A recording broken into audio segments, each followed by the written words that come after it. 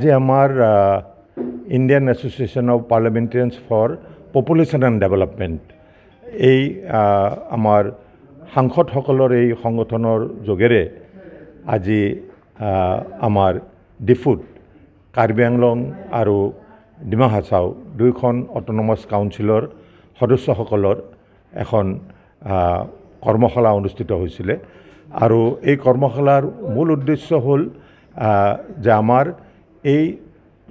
population আৰু ডেভেলপমেণ্টৰ লগত জড়িত বিষয়বোৰ আলোচনা কৰিবৰ কাৰণে আৰু তাৰ ভিতৰত আমি মূলতঃ আমি যিবিলাক সামাজিক বিষয় যেনে infant mortality mothers mortality IMR MMR তাৰোপৰি সাষ্টেইনেবল ডেভেলপমেণ্ট গোল যি আমি লক্ষ্য স্থিৰ কৰিছে সেই স্থিৰ কৰাৰ লক্ষ্যমতে আমাৰ কামবোৰ আগবাঢ়িছে নে নাই আৰু যদি আগবঢ়া নাই ক'ৰবাত যদি অলপ আমাৰ কম আছে তেতিয়াহ'লে সেইবিলাকত কেনেকৈ আগবাঢ়িব পৰা যায় আৰু মূলতঃ আমাৰ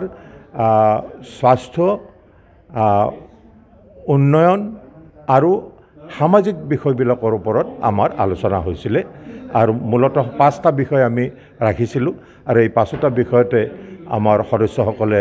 সক্ৰিয়ভাৱে অংশগ্ৰহণ কৰিছে আৰু আমি আশা ৰাখিছোঁ যে সাধাৰণতে এই ধৰণৰ আলোচনাবিলাক আমাৰ সাধাৰণতে যি ৰাজ্যৰ ৰাজধানী বা দেশৰ ৰাজধানীত হয় কিন্তু আমি ইয়াক জিলা পৰ্যায়লৈ লৈ যাব বিচাৰিছোঁ কাৰণ আমাৰ যেতিয়া ইয়াক কাৰ্যায়ন হয় আৰু কাৰ্যত ৰূপান্তৰ হয় আমাৰ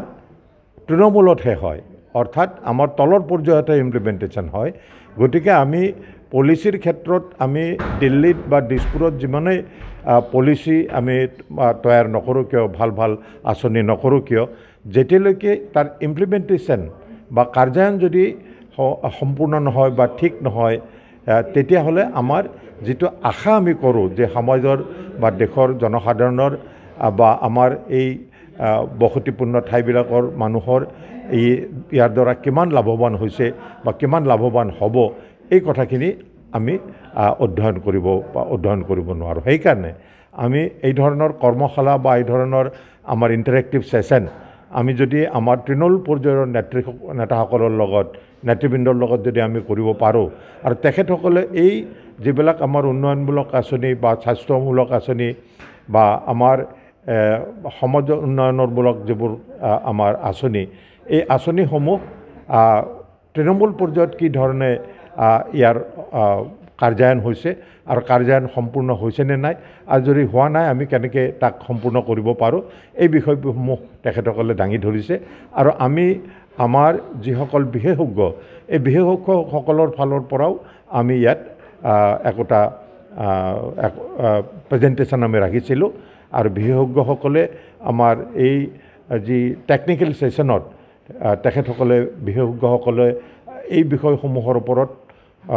তথ্যভিত্তিমূলক বিষয় আমাৰ বিশেষজ্ঞসকলে দাঙি ধৰিছে আৰু তাৰপিছত সেইসমূহৰ পৰা আমাৰ তৃণমূল পৰ্যায়ৰ নেতৃসকল যিসকল নেতা নেত্ৰী ইয়াত উপস্থিত আছিলে যিসকল আমাৰ নিৰ্বাচিত প্ৰতিনিধি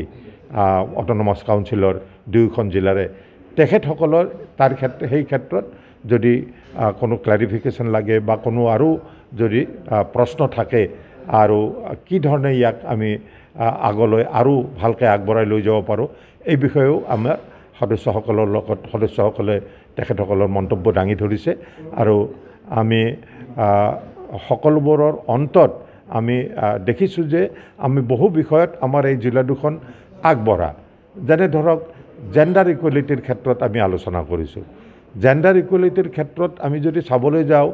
দেশৰ ভিতৰতে ডিমা হাছাওত অলপতে আমাৰ নিযুক্তি হৈছিলে এই নিযুক্তিৰ ক্ষেত্ৰত আমি আমাৰ ডিমা হাছাওৰ ফালৰ পৰা দাঙি ধৰিছে যে এই নিযুক্তিত 85% মহিলাই